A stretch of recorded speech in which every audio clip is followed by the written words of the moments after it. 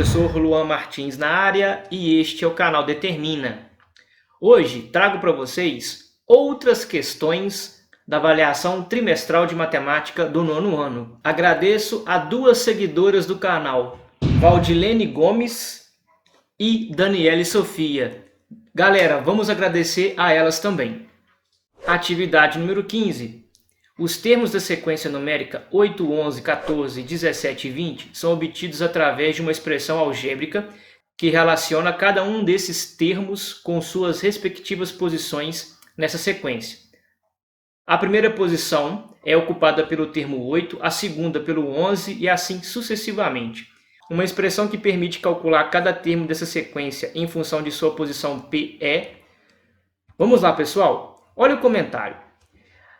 A posição P, número 1, tem o termo 1 igual a 8. A posição P igual a 2 tem o termo 2, que é 11 nessa sequência. A posição P, 3, tem o termo 3, 14, e assim vai. Então, galera, isso aqui vai seguir uma espécie de uma função do primeiro grau. Nesse formato, termo da posição P é igual a que multiplica P mais B. Eu vou pegar esses valores que eu coloquei aqui e vou substituir nessa expressão aqui, montando um sistema. Observem como professor. Primeira equação, segunda equação. No lugar do termo de posição número 1, o T1, eu coloquei o 8. No lugar do P, eu coloquei o número 1, pois a posição é número 1. No lugar do termo de posição 2, eu coloquei 11. E no lugar do P, eu coloquei 2. Aí eu fiz primeira equação, segunda equação. Eu subtraí a segunda pela primeira. Chegando em quem? Esse B aqui some quando a gente subtrai. B menos B, vapo, vapo, sumiu. Nos deu o quê? A igual a 3. Por que A igual a 3? Observem, aqui é 2A.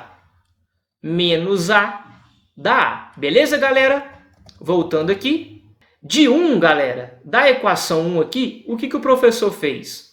Substituiu o valor de A e encontrou B, que é 5. Voltemos aqui na forma geral da função do primeiro grau. Beleza? No lugar de A, eu coloco 3. No lugar de B, eu coloco 5. Por isso, o gabarito, galera, é essa última alternativa aqui. 3P mais 5. Beleza? Para cada um dos termos, você consegue calcular eles através dessa expressão. Posição P igual a 1, posição P igual a 2, posição P igual a 3 e assim vai. Pessoal, a questão número 16 é uma questão muito parecida com uma questão que eu fiz na correção da avaliação que eu consegui ter acesso através dos grupos de WhatsApp. Essa questão aqui está pedindo o seguinte, tem essa figura aqui, aí está pedindo a figura simétrica que Rose desenhou em relação ao eixo das ordenadas. Aí que vem, professor, quem que é o eixo das ordenadas? É esse eixo aqui, eixo Y, beleza? Pensem no seguinte, o eixo Y, essa reta é o espelho, beleza, galera? E observem, esse ponto aqui, que está em 2 positivo, ele fica em 2 negativo. Esse ponto aqui, que está em 4 para x positivo, fica em 4 para x negativo. Ou seja, galera, vocês podem marcar essa alternativa aqui no aplicativo de vocês, tá ok? Entenderam um pouco sobre simetria em relação ao eixo das ordenadas? Número 17. O que está acontecendo nessa número 17? Laura montou algumas sacolinhas para distribuir aos seus convidados em sua festa de aniversário. Aí está perguntando, observe um comando da questão. Qual é a probabilidade de o primeiro convidado que irá receber uma sacolinha surpresa ganhar um apito na cor vermelha? A quantidade de sacolinhas estão aqui em cima, galera. E a gente tem que lembrar do conceito de probabilidade, que é uma divisão. A probabilidade de um evento é a razão entre o número de casos favoráveis sobre o número de casos possíveis. Os casos possíveis são 8 sacolinhas com apitos na cor amarela, 5 com apitos na cor verde e assim vai. Eu somei todas essas sacolinhas e nos deu 20.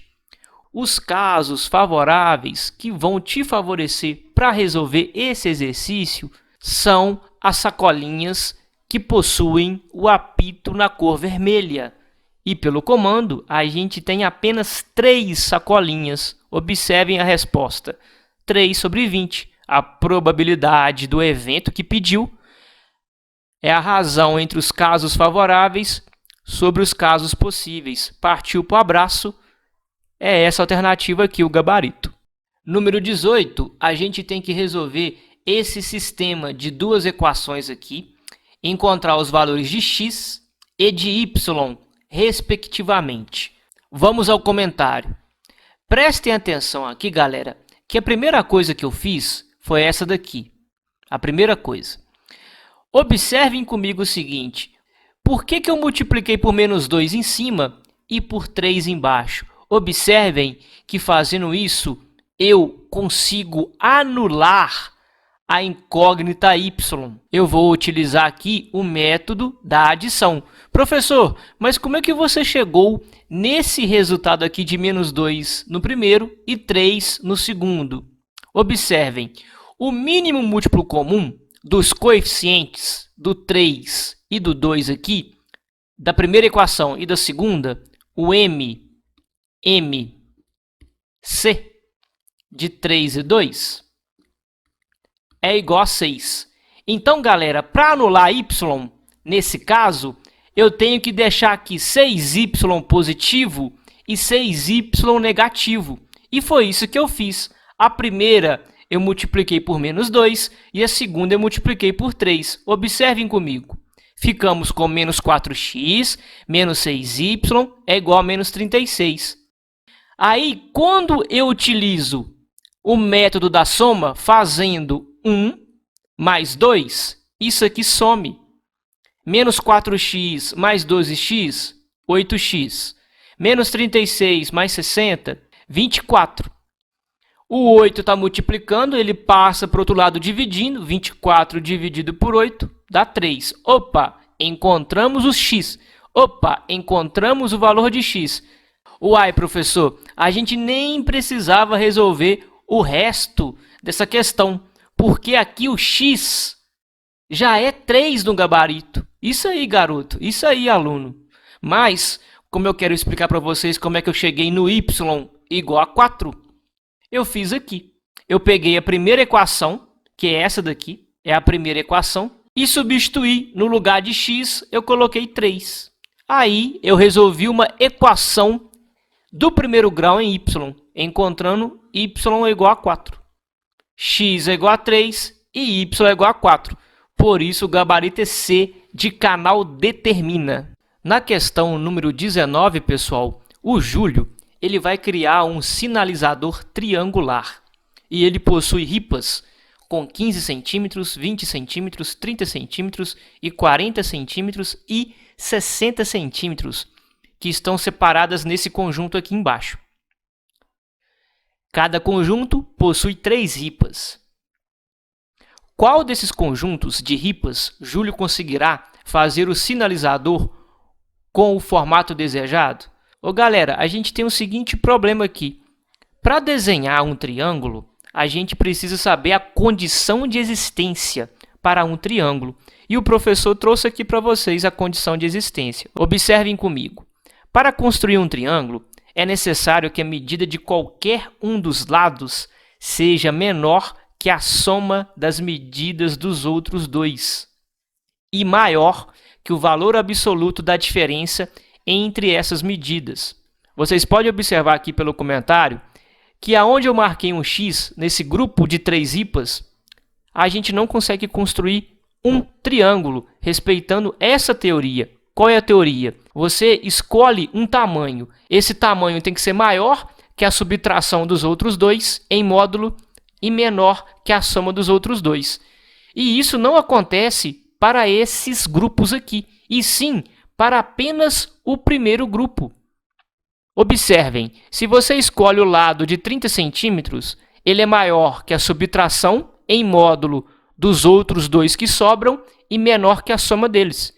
Se você escolhe o tamanho 40 centímetros, ele é maior que a subtração entre os dois lados que sobram e menor também que a soma desses dois lados. O tamanho 15 ele é maior que o módulo da subtração dos dois outros lados que sobram e menor que a soma deles. Essa é a condição de existência. Ele pega esse grupo e parte para o abraço e faz o seu sinalizador triangular. O gabarito é essa primeira aqui. Comentário rápido, questão número 20. Nessa questão, Clara produz um tipo de bolo e vende esse tipo de bolo por R$ 45. Devido ao aumento dos preços no ingrediente, ela subiu o preço do bolo em 20%. Qual será o preço desse bolo após esse aumento? Primeiro vocês calculam 20% de 45, que é o preço. Esse D vira vezes, o 20% vira uma razão centesimal, 20 sobre 100 vezes 45. Esse 1 que eu coloquei aqui é só para exemplificar a multiplicação de frações. Multiplica 20 vezes 45, que são os numeradores, e 100 vezes 1. É 900 sobre 100. 900 dividido por 100 nos dá 9, ou seja, o preço aumentou em R$ 9,00. O novo preço é quanto? 45 mais 9, R$ 54,00. O gabarito é essa daqui, a segunda alternativa.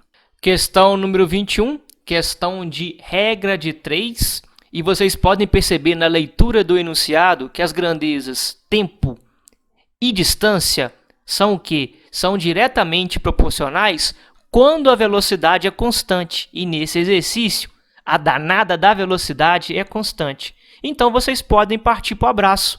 Em 4 minutos, o ciclista anda 900 metros. Em 10 minutos, ele vai andar quantos metros? Multiplica em x.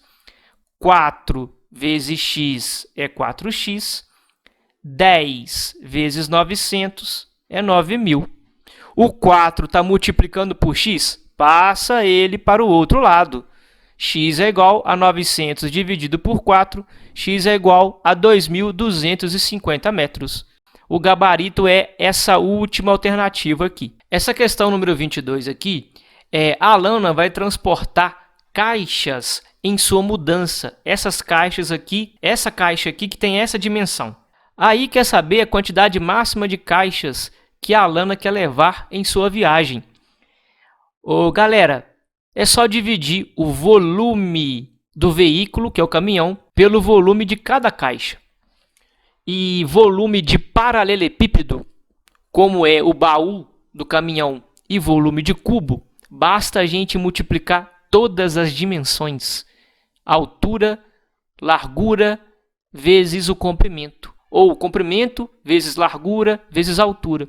Eu fiz isso para o veículo e eu fiz isso para a caixa. Para cada caixa. 2 vezes 5 vezes 3 dá 30 metros cúbicos. 1 vezes 1 vezes 1 dá 1 metro cúbico. Como as unidades de volume aqui estão em metros cúbicos, a gente divide e parte para o abraço. 30 caixas no máximo ela poderá levar. Pessoal, última questão aqui é uma questão que eu recebi no canal do YouTube. Então, o que a gente vai fazer nessa questão? Está pedindo aqui quantas toneladas de soja em notação científica o Brasil produziu a mais que os Estados Unidos nessa safra. O Brasil produziu 124.845.000 toneladas de soja e os Estados Unidos produziu 96.676.000 toneladas de soja. Professor, como é que você achou esse resultado? Galera, eu simplesmente fiz isso aqui, ó. Peguei esse valor aqui e calculei ele. 10 elevado a 8 vezes 1,24845. Beleza? Deu 124.845.000. Para os Estados Unidos, a mesma coisa. Primeiro eu calculo a potência, que é 10 elevado a 7, e depois eu multiplico por 9,6676. Feito isso, eu faço a continha de subtração. Nos dá o quê? Nos dá 28.169.000 toneladas a mais que o Brasil produziu em relação aos Estados Unidos.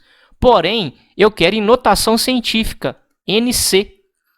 Aí a vírgula, camarada, tem que andar para a esquerda. A vírgula está aqui.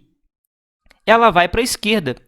Quando ela vai para a esquerda, nós sabemos que o expoente é positivo. Quem já viu minha aula de notação científica do 9º ano aprendeu o que é transformar um número muito grande em notação científica. Vamos lembrar aqui, o número que fica na frente da potência de base 10, que é o número x aqui, é um número maior ou igual a 1 e menor do que 10. E o expoente n é um número inteiro, positivo ou negativo. Positivo se a vírgula for para a esquerda, negativo se a vírgula caminhar para a direita. Esse x aqui indica aonde eu coloquei a vírgula, para ficarmos com quem? 2,8169, que é um número maior ou igual a 1 e menor do que 10. E se vocês contarem, a vírgula pulou para a esquerda 7 vezes. 1 vez, 2 vezes, 3 vezes, 4 vezes, 5 vezes, 6 vezes, até parar aqui 7 vezes, pessoal. Assim, o gabarito é letra B, pelo comentário da questão que eu recebi, beleza?